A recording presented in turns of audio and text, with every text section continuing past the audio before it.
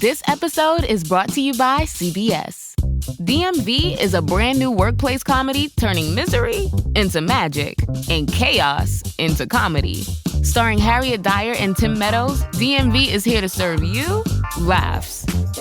Watch Mondays at 8:30, 7:30 Central on CBS and streaming on Paramount+.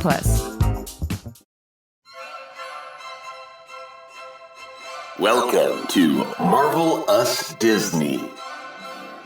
Welcome to Marvel Us Disney, the podcast that discusses all of the recent doings of one of the Walt Disney Company's more interesting divisions, Marvel. As for who us is, I'm Jim Hill, and let me bring in audio magician and Marvel historian Aaron Adams. Hello once again, great to be here. What we're going to try to do with this show is we want to talk about what's going on with Marvel at the moment. And at the moment, there's a really interesting piece of news out there. We're recording now on Wednesday, November 8th. But on Monday of this week, CNBC broke a huge story. They revealed that 21st Century Fox has been holding talks with the Walt Disney Company, with the idea being that Disney would purchase Fox's film and television production division. So the 21st Century Fox could then sort of reimagine it itself as a much more tightly focused media company for the modern age. To be specific, Fox would basically be pared back to Fox News, Fox Sports, the Fox broadcast channel, as well as Fox Business. This would leave Disney with actually a very interesting assortment of things. I mean, for example, they were going to get the National Geographic channel, which would synergistically be a good tight fit with their Disney Nature documentary series. And the Animal Kingdom. There we go. Okay. FX. And, again, as a fan of Archer, I'm not sure how that fits. But at the same time, when Disney got Marvel, I wasn't sure Howard the Duck and Donald would come together, but I'm up for this idea. I love Archer, and the idea of it being sanitized in any way I find abhorrent. I agree. I also think that Disney is smart enough to know that when something is working, they've got such a wide audience now. They don't cater just to children anymore. I'm a 43-year adult. I love Marvel. They've got Lucasfilm. Again, I'm an adult. I love all of the Star Wars stuff that's coming out. So I think as Disney has grown as a company and buying all of these properties, their audience has also grown demographically to a larger age spectrum. It's not just cartoons anymore. I would agree. Though that said, that supposedly what's really driving what's behind this is, remember, back in August, Disney announced that it was going to be launching its own direct-to-consumer streaming service in 2019. And supposedly the end game here is that Disney's looking to go head-to-head with Netflix. Sure. A Disney-branded subscription service would need a lot of content. One of the things people immediately talked about was like, wow, this will be the exclusive place for the Star Wars movies, and this will be the exclusive place for the Marvel Cinematic movies and Pixar and so on. But again, you need a ridiculous amount of content. Supposedly, that's what this was really about. That what Disney was angling after was 21st Century Fox's film library and television library, which it could then use to supplement its own huge pile of feature films, animated shorts, and TV shows. And when you lump all that together, that's a lot of really tempting content. It would probably compel a lot of people who get their entertainment through subscription-based services to at least give this new Disney entity a try. Now, Aaron, being Aaron, you're going to want me to mention the fact that this news broke. But as this news broke, the caveat that the CNBC was putting out there was that the negotiations had broken off, or had they just been paused? Nobody really knows for sure at this point. But to my way of thinking, given that these sorts of high-stakes, hugely expensive corporate acquisitions are usually done in super top secret meetings and with code names and crud like that, the fact that this info has leaked at all is really intriguing a lot of people in both entertainment and financial circles. They're wondering, to be honest, if the news of the negotiation was deliberately leaked in an effort to get better terms. And I can tell you straight out that the leak has definitely had an impact on both Fox's and Netflix stock price. Fox stock price went up by 7%, where Netflix actually took a 4% hit. Yeah. You know what I think it is more than anything? To leak something nowadays is a good way to gauge public opinion of what you haven't quite done yet. Take Deadpool, for example. That was a proof of concept passion project. It accidentally got leaked. I mean, there was only the director, the star, and like the producer at the time that could have leaked it. It's like, so the creators leaked it so the fans could see it and they could shout to Fox, "We want this." And if a big company is about to spend billions of dollars, so you have an accidental leak, and then all of a sudden the public can start chiming in their 2 cents about, oh my goodness, this is the best thing in the world. You start seeing stock prices fluctuate, and all of a sudden you have your finger on the pulse of public opinion without spending a cent. That's an intriguing insight. Again, just watching what's gone on online for 48 hours. The thing that people are really excited about this proposed acquisition is, should Disney actually get their hands on Fox's film and television library, that means Marvel Studios, in theory anyway, I want to put that out there, could then reclaim the film and television rights to characters that it sold off to Fox back in the mid-90s. So we're talking the X-Men, Fantastic Four, and as you just said, Deadpool, along with folks who came with that deal. I mean, well, that's the entire X-Men catalog. Anything that had the word mutant attached to it went into the Fox stable. And let me tell you, Marvel went nuts with creating mutants back in the 80s and 90s. That's like 1,000 characters of just mutants. It's a large stable that they could get back. I think that could be a double-edged sword. How so? Okay, so one, you get your property back, and nobody does Marvel better than Marvel. Okay, so that's the positive side of this double-edged sword. The negative side I see of it is, look at how much content they would have to spit out on a regular basis, because their movie schedule is like 3 Marvel movies a year, whether it's a solo or a team up. If you all of a sudden have the rights to all of the X-Men, the Fantastic Four, and 1,000 other characters, that means that you either have to put out 6 to 10 Marvel superhero movies a year, or you start thinning out the character lineup to only have the very best cream of the crop. Disney's got to put out a spectacular Star Wars movie every single year now because it's on the calendar. They've got to put out 3 great Marvel movies every single year because it's on the calendar. And so far they've been almost a flawless track record. I mean, it's always been very, very impressive. Even the duds of Marvel are still pretty darn good movies, comparatively speaking. So if you all of a sudden put yourself into a position where you have to churn out 5 extra movies, what if 1 or 2 of them bomb? Your dominoes start tipping and you can't stop them once they start falling. It's a lot of content and a lot of management and a lot of creativity going on to control and keep moving the way that Disney wants, because they know what they want, they know what they need to get the audience into the theater. But when you have egos of talent of directors and actors, you have to get people that are willing to work with you to make that dream happen. And now you've got 100 dreams on the table and they all have to go in the same direction, and that's a big juggling challenge. Now, just to throw something out here, Kevin Feige, president of Marvel Studios, first mentioned this in March, and it's since come up a couple of times as part of the press lead up to Thor Ragnarok. And what Kevin talked about was, he's mentioned that they're coming with the end of Phase 3, which correct me if I'm wrong here, Phase 3 is supposed to end with the follow-up film to Avengers Infinity Wars. And yeah, it would be the 4th Avengers movie, whatever it ends up being called. After Infinity War, there will be another Avengers movie, and that would be the cap to Phase 3, yes. Okay, but what's kind of interesting is that he's mentioned that, we may be stepping away from these interconnected films. Wait a minute. I don't think that's what he said.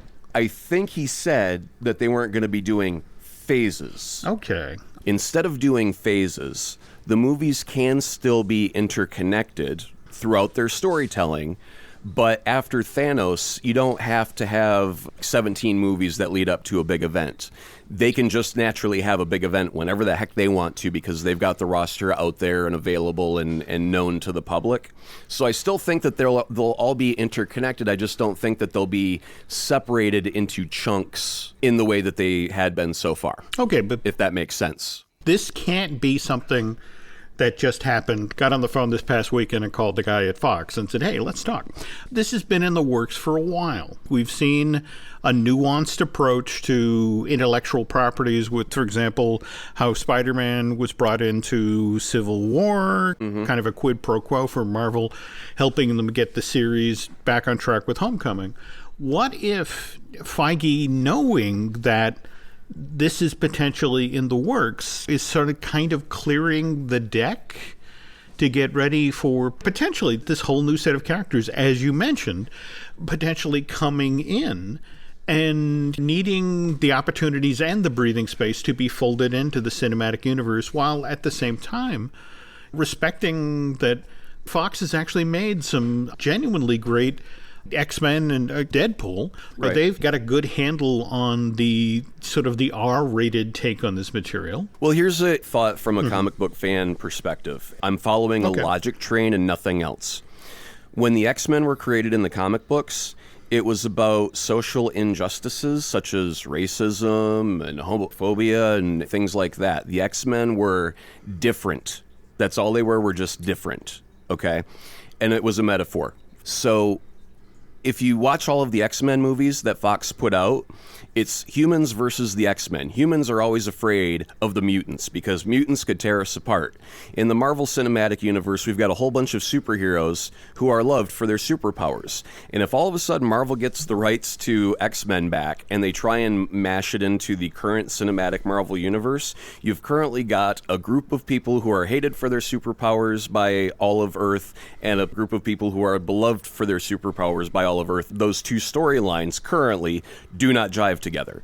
So I think after you get done with Avengers 4, because contracts are coming up, we may not have a Steve Rogers or an Iron Man or a Thor by the time we get done with all of that. We'll have Doctor Strange, we'll have Black Panther, we'll have Spider-Man, and maybe the Fantastic Four will show up if a deal should come through later on. And yeah, the X-Men, but I think if the X-Men come in, they have to relaunch that entire universe from the ground up.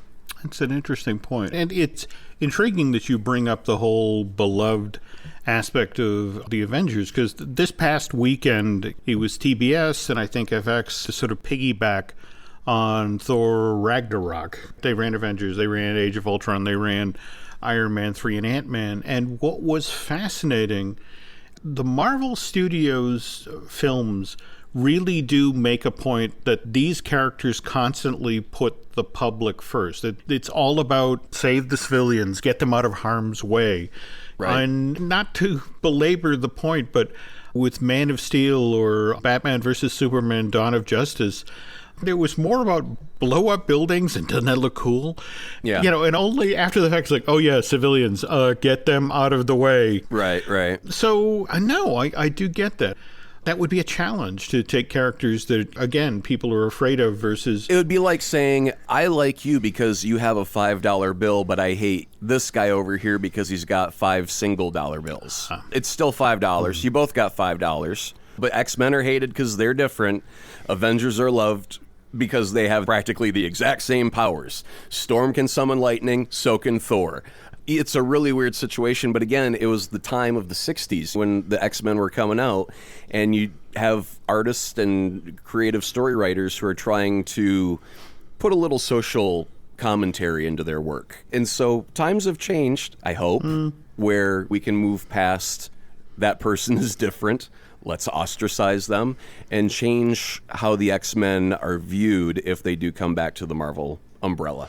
And again, remember, we're talking speculatively here, folks, because, again, supposedly the negotiations are broken off or they're on pause. Though, to double back onto something that folks at Disney told me, now remember, that everyone was excited because if Disney get Fox, that means that potentially we get a Fantastic Four movie. But here's the thing.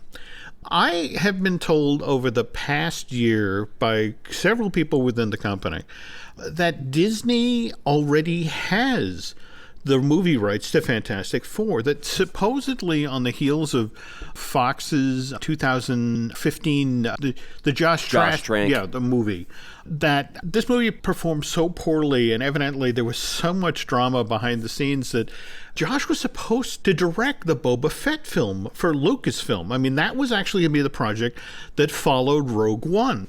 I was actually at the Star Wars convention, the official Lucasfilm event, back in, this would have been 2015. And they're doing the presentation on stage, and here's the director of Rogue One, and he's talking about how excited he is, and Kathleen Kennedy on stage, oh, by the way, Josh is under the weather and can't make it, and blah, blah, blah, and just sort of plowed through, and it was only 3 or 4 weeks later that we learned that Josh and Lucasfilm had sort of parted ways, and not only that, but the Boba Fett film was now on hold, and this supposedly all came on the back of how badly off track the Fantastic Four reboot had gone. You know, remember, we talked earlier about the Sony deal to relaunch Spider-Man with Captain America Civil War. And then, in turn, the character could then carry his own film, Spider-Man Homecoming, and there would be this porous membrane in the cinematic universe, so Robert Downey Jr. as Iron Man could come into that story. What I had heard was this was the same deal that Fox was looking for with Fantastic Four. Given that Phase 3 was going to wrap in May of 2019, and then we'd have another 5 or 6 films for the 4th arc, that it would be with this arc that they'd bring in Fantastic Four. And supposedly, what's kind of intriguing, if you remember, was it Fantastic Four 2 that brought in Silver Surfer and Galacticus? Yes, I got to tell you, Doug Jones, who played the Silver Surfer, is a friend of my wife's. Is he really? Wow. So he's from the Indianapolis area, and she's met him on several occasions because she works at a TV station, and they've been in contact. And he's a very, very gentle, loving, wonderful human being. So when I criticize anything about Fantastic Four, I'll always put in the caveat, except for Doug Jones, who is always brilliant in everything he does. I love the man. So, okay, we can move on now and be critical. Well, no. For the Disney fans in the audience, it's early November, so October was the month where Hocus Pocus played endlessly. And right. If you know the character Billy Bones, the ghoul that comes up out of the grave that one of the Sanderson sisters summons up, that's Doug. Yeah, he's been around forever. He's currently starring in the new Star Trek. That's right. Discovery. That's right. He does such wonderful work. Is that the first officer? I forget. No. Yeah. He's first officer or Lieutenant Saru. There we go. I believe. There we go. Yeah. Wonderful character, but you could always tell it's Doug because it's the thinnest possible character. He is. He is incredibly tall and incredibly thin. And it's funny, the picture of him hugging my wife, it's like he can wrap his arms around her twice because he is just so slender, so tall, so lanky, but when he greets someone, he gives them the biggest hug in the world. He is one of the most kindest, gentlest people, and we just love him. So, and he's such a talent, though. He is. He really is. He's also in Shape of Water, isn't he? The new Guillermo, right? Yep, he plays Guillermo's monster once again. If Guillermo makes a movie with a monster, Doug's in the suit. That's the way it works. Cannot wait. Yeah. Okay. Well, anyway, to circle back to Fantastic Four, supposedly that is the plan. Not to put too fine a shine on it, but think about it. Phase 4 introduces the Fantastic Four. Yeah. Come on, it's a gimme. The Fantastic Four has always been known as the first family of the Marvel Universe. Stan's earliest creations, and to not have them represented in the Marvel Universe still feels like a crime. And I do believe that Josh Trank could have had a very, very good movie, but you also have a studio where they own Fantastic Four, but they don't necessarily know Fantastic Four or what makes them work. And when you have a whole bunch of cooks in the kitchen throwing their ideas into the pot, you don't get a good stew, you get a sludge. and a very heavily edited sludge at that, because if you watch the movie, you can tell there was a lot more that was filmed that got cut out because that movie jumps pretty radically. Oh, it's so funny you mentioned this. I was at a Pixar press event, and I was sharing a cab from the airport for, I apologize, I'm blanking the name of the entertainment writer, but he was talking about the Fantastic Four film, and he said the thing is he can't watch that movie too closely. I mean, for example, the actress who plays Sue Storm, it's so clear that she came back to reshoot scenes, but that she had changed her hair over time. He said there's moments when you can watch the texture of her hair change because she's wearing a wig. But It was just like, we need to change this dialogue. We need to change this shot. And so suddenly she's come back and they try to match the lighting, but they can't. And they're doing these reshoots, running and gunning to try to get this thing out the door for 2015. The biggest difference is Marvel has a head. They have decades of knowledge and understanding of why their characters and specific stories from those characters work. And that's the difference between a Fox or a Sony, where they own the rights to a character, but they don't have anyone in the company who's lived with the character for decades and knows them intimately and how to tell their story accurately. And that's why I think all Marvel fans are always rooting that X-Men and Fantastic Four will come home. My only concern about that, like I said earlier, is that means they're churning out a bunch of movies way, way too fast, and there could be superhero burnout. There could be a failure that makes it crumble a little bit. We just want good movies that we can love. So Ben, this was not a please save us, please take the Fantastic Four. So I understand it. This is how it was explained to me at friends at Disney and Marvel Studios. Fox wanted something in return for surrendering these rights. They have the film rights to the X-Men, but not necessarily the television rights. And what they were looking to do is, again, you mentioned that, we have this huge stable of characters, but there's only so many films you can do per year. And so what they wanted to do was move them into television. And to my way of thinking, what's fascinating is you hear this talk and then you look, February of this year, we had Legion pop up on FX. Brilliant. Oh, my. It was the most creatively different thing I had ever seen on television. And I loved every single second of it because it was so unique. It may have had some flaws here and there, but they had the audacity to go as far as they could with it, and I applauded them for their effort every step of the way. I thought Legion was brilliant. I can't wait for season 2. And then, of course, just last month, we saw the launch on Fox itself of The Gifted, another story that's set in that X-Men world with mutants. And to my way of thinking, when you see these two projects show up, and with the understanding that the Fox wanted something to surrender the Fantastic Four film rights, it encourages me that maybe this is in fact going to happen for Phase 4. I think the idea of moving superheroes to television is a pretty darn good idea for a couple of reasons. A, you don't have to worry about big, huge $100 million blockbuster budgets and having 4 or 5 of them every year. I mean, that's $500 million just in $100 million budget for 5 movies, which would be cheap for Marvel nowadays, So that's a huge load of money to invest by going over to television. Instead of me getting a 2-hour pretty decent Daredevil movie, I now have 2 seasons of really great Daredevil that I enjoy thoroughly. So I'm getting more of my superhero fix by them shifting over to television, and now I've got all of the Defenders. I love Jessica Jones. So I appreciate the idea of, if you're going to move over to television, as long as you keep it true to the characters, if they're bloody and violent, be bloody and violent. If they're weird and crazy, let it be weird and crazy. Legion did that. The Defenders and the Netflix shows, I think, have all done really pretty darn good. And I'm okay with them switching over to streaming services and full series on networks. I think that's a pretty good move. Yeah, and honestly, there's a part of me that wishes that, for example, Agent Carter would have lasted a few more seasons. Yeah, and to have done the streaming with the Netflix model. I think that there would have been enough people to support that. And likewise, forgive me for saying this, because there's a lot of Agents of S.H.I.E.L.D. that I've enjoyed, but I also have felt sometimes that stretching to 20 filler. Yeah. Yeah. I mean, I think there was a good tight 10 episodes per season that wound up being turned into 22 episodes of not quite as entertaining. I mean, I still enjoy Agent Coulson and all that, and I'm looking forward to the return, especially if it means that the Inhumans stops running. I'm sorry. Okay. Yeah, I'll agree. I mean, that's a good reason to bring it back. I mean, there's a lot of people who work very hard on that show. Not hard enough. Okay, my plea to Disney. You guys have all the damn money in the world, right? When you do the Inhumans and you've got the Queen of the Moon, is really the Queen's gown made out of one piece of fabric?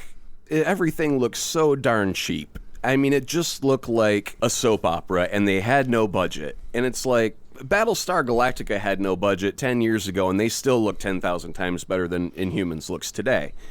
You can do it, but please invest a little bit of money to make it worth looking at. I look at that show, and it's one of these things where it's like, they're on the moon. They're on the moon. You could do something cool with that, and they haven't. But that's the thing. I look at it, and it's like the moon is made of poured concrete. Yep. Let's talk about that. They're on the moon, and you're thinking, well, they have no access to a Sherwin-Williams paint store.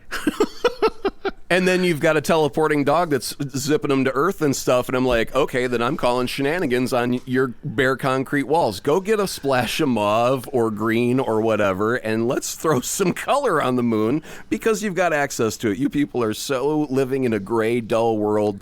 Black Bolt's always got to wear a black suit. Even when they did the flashback, it's like he's still wearing the exact same costume at the age of 15 as he is at the age of 40, and I'm like, really? He's only got one suit for the last 30 years. Okay, whatever. Again, I wanted this to work. I mean, I was one of the boobs who actually went to the theater and saw the first 2 hours in IMAX, which, by the way, did you see where IMAX actually said it was a bad idea? Yeah. Yeah, it was like, wow. Could you wait to release that till after we finish running the show? I do remember seeing the trailer in an IMAX theater for it coming out, and I believe it was when we went to go see Doctor Strange, and most of the audience kind of chuckled at, are you kidding me? You want me to pay to come see your pilot episode of a TV show that looks like that? From day one, I haven't had really any interest in Inhumans. I've watched it. I've tried to like it. I really No, I get that. And speaking of movie theaters, we really should talk about Thor Ragnarok at this point. Yeah. This has been an enormous success. Thor has just completed its first weekend in theaters in North America. It's managed to take in $121 million in ticket sales. Now, according to the trades this morning, the worldwide box office for Thor should exceed $600 million by the end of this coming weekend. And to put that in perspective, it took the first Thor movie, it took them 16 weeks to earn $449 million, whereas Thor Ragnarok is now on track to make a similar amount of money at the worldwide box office just a week after this. Help me out here. Sure. Taika Waititi.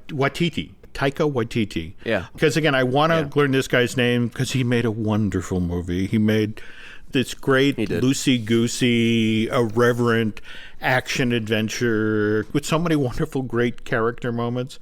And I'm not the only one who says this. If you go to Rotten Tomatoes, the really for real critics currently has a 93% freshness rating. And to put that in perspective, that's not just the best rated Thor movie. First Thor movie, has a freshness rating of 77%.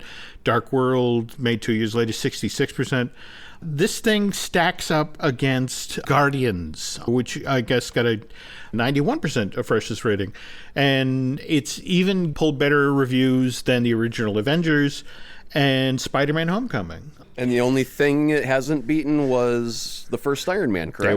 There we go. So, which I think speaks volumes. It does. There's this amazing article right now in Vanity Fair that talks about the production of Thor Ragnarok. And when they were developing it, Chris Hemsworth, really, he sat down with Kevin Feige and was like, please help me out. I feel like I'm dying here. The quote is, I feel like I have the handcuffs on. And what was interesting about this is the reason Chris felt this way is that Thor, over the course of the cinematic universe, had gone from being the Norse god of lightning to kind of the guy who handled ham-handed exposition.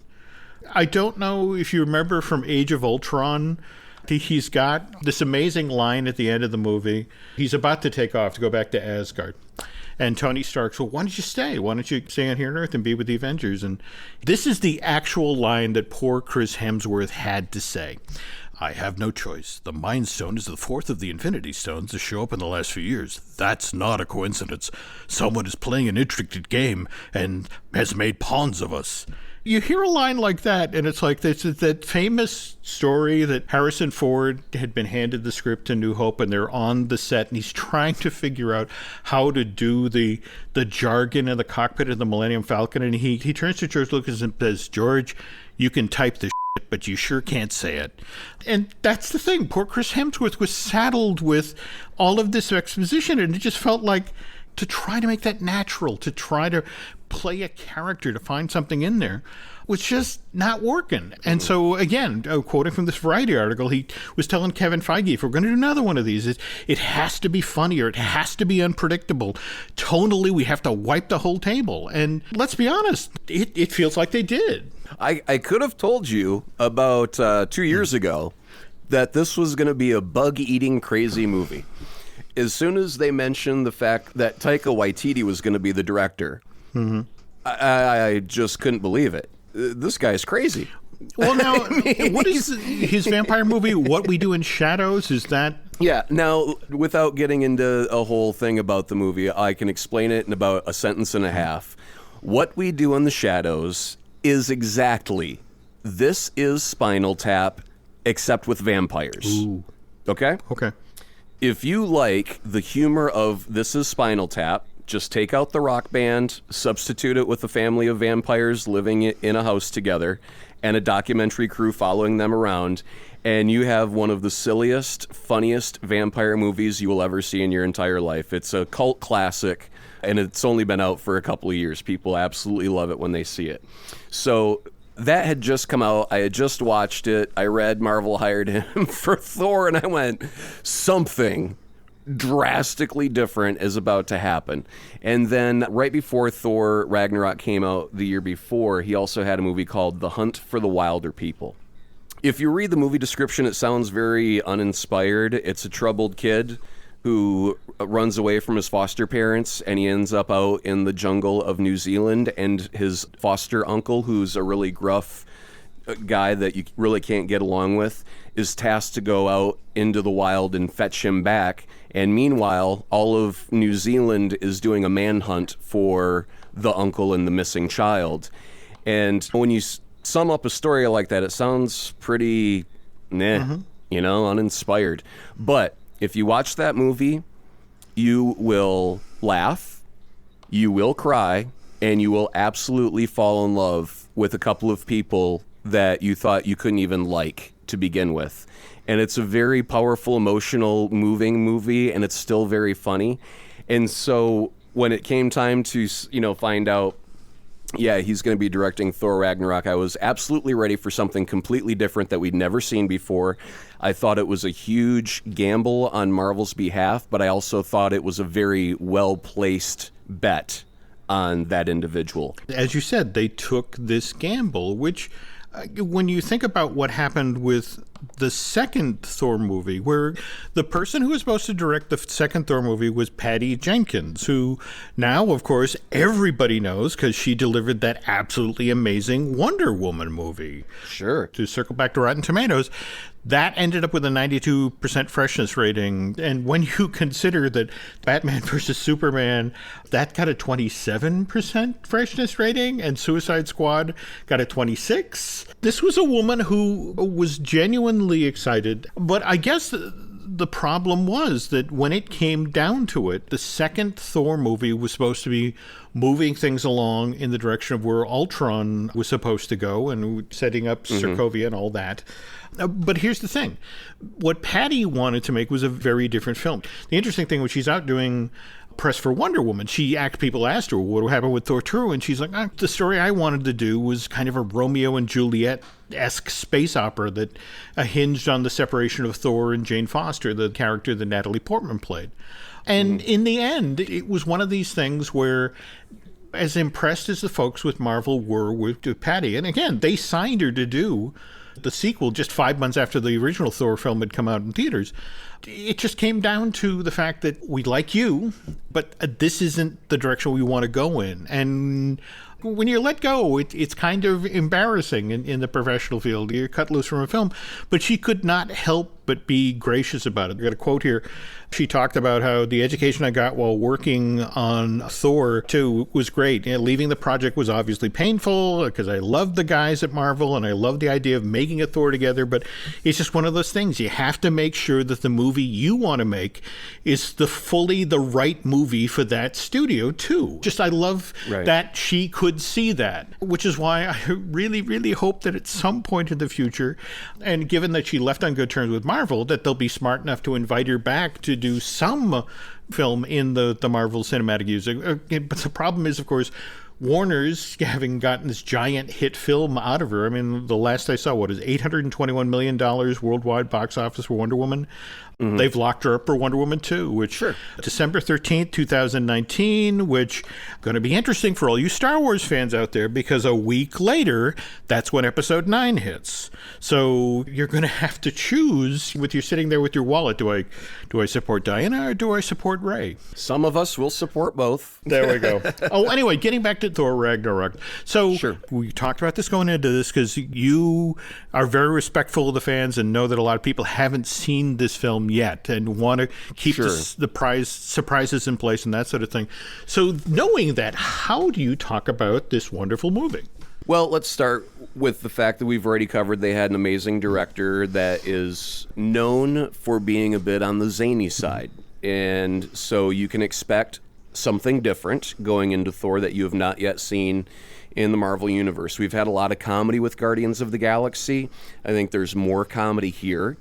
I recently read that 80% of the dialogue was improvised, which sounds very correct to me because I sent Jim my show notes beforehand, and one of my comments was that a lot of their comedic gags are more off-the-cuff lines that are more like a throwaway line, and they land better than most well-planned sketches in a full-fledged comedy movie. Now, it's so funny you mentioned this because Nancy was out in Las Vegas at the Star Trek convention this past summer, and Carl Urban, of course, who plays Scourge. Yeah, who plays Leonard McCoy in the Star Trek movies, plays Scourge and Thor Ragnarok. And somebody was asking him about the movie, and he said, "I had a great time making it. I have no idea what I'm going to be doing or saying in the movie." The very same thing. It said, "We improvised so much dialogue. I have no idea what they used. I'm going to the theater myself to find out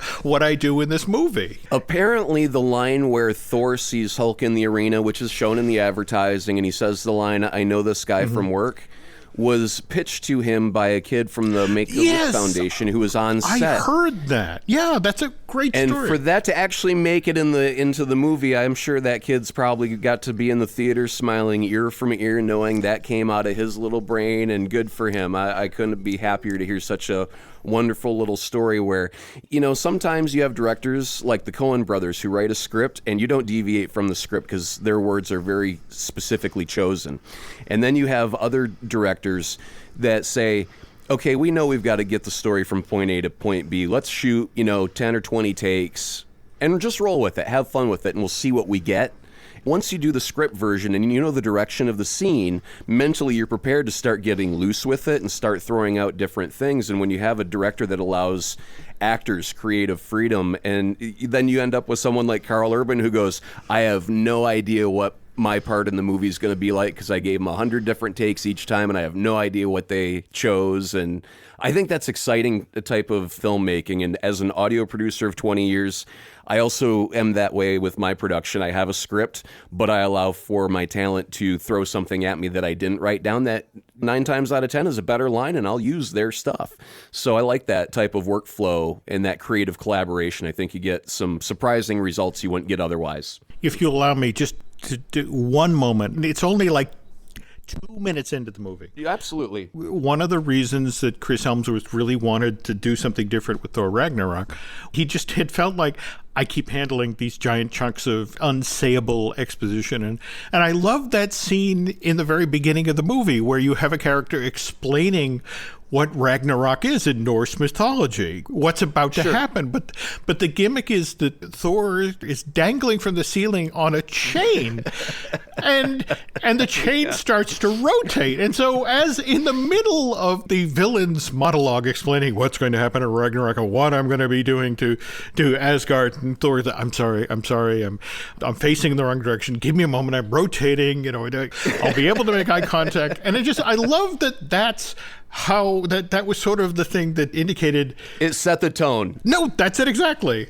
But again, at the same time, to address the issue that he brought to Kevin Feige, that I don't want to be the exposition god anymore. And that, to me, to start off with that scene is sort of establishing a taste of what this film is going to be. Sure. And then it delivered, whether it's just the Grandmaster. I mean, Jeff Goldblum, for him to play the Grandmaster, I thought was great. And I'm already thinking about the director and how crazy he is.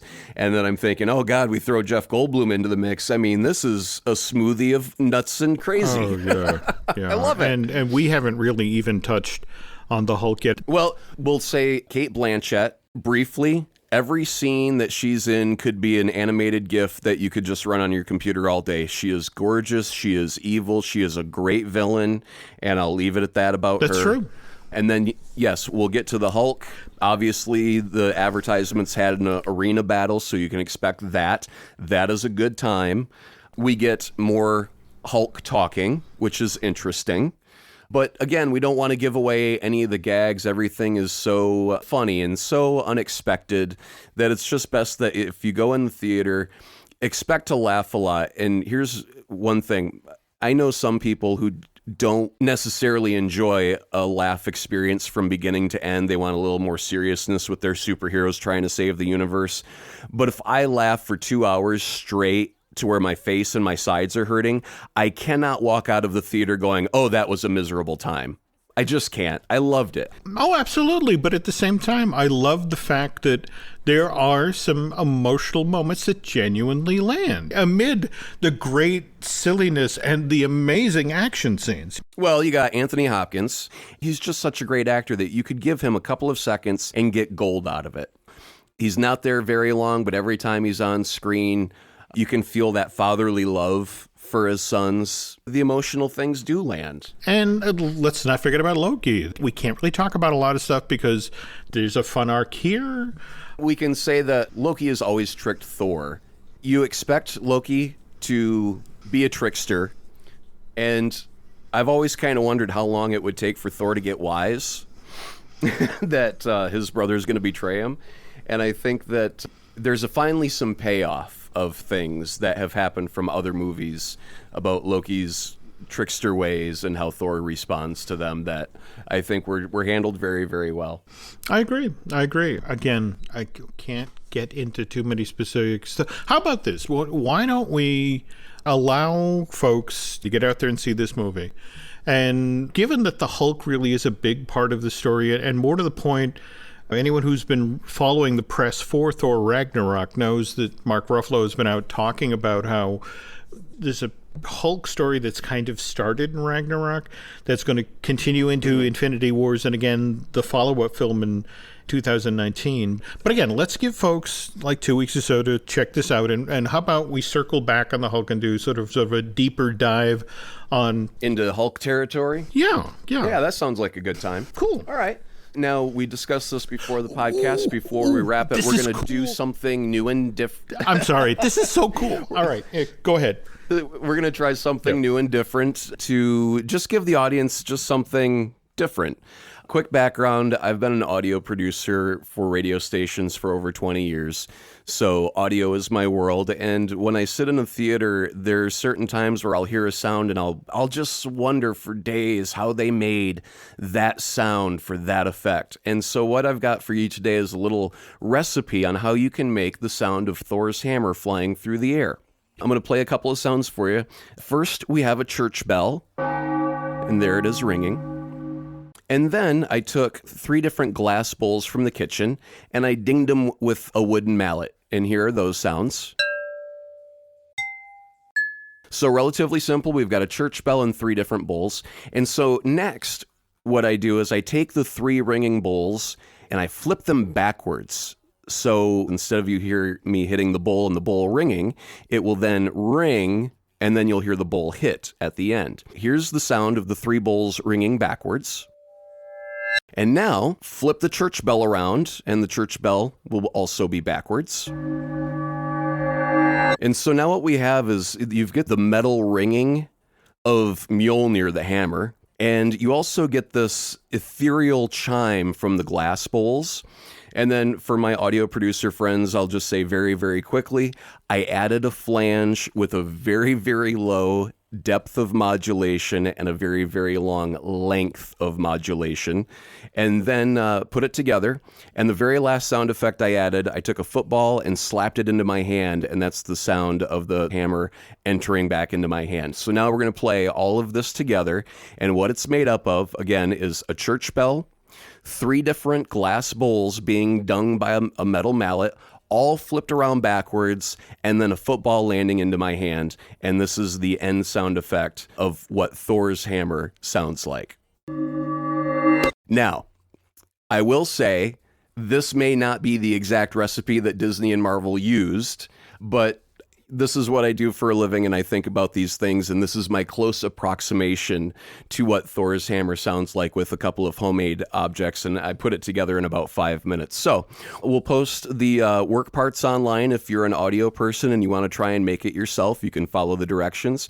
If you just want the final sound effect just to play with, go ahead and grab it and put it on your phone or put it in your fan films or whatever. But we just wanted to do something interesting that you may never have heard or seen before, and kind of show you how we make weird, unnatural, unearthly sounds out of everyday home objects in your kitchen.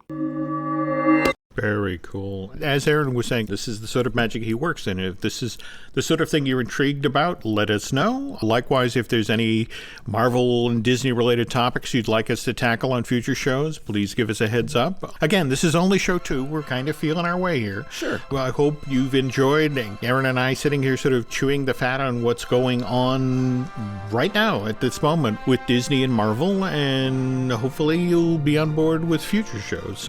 I guess that's it for tonight. So this has been the Marvel Us Disney podcast. For Aaron Adams, I'm Jim Hill, and thanks for listening.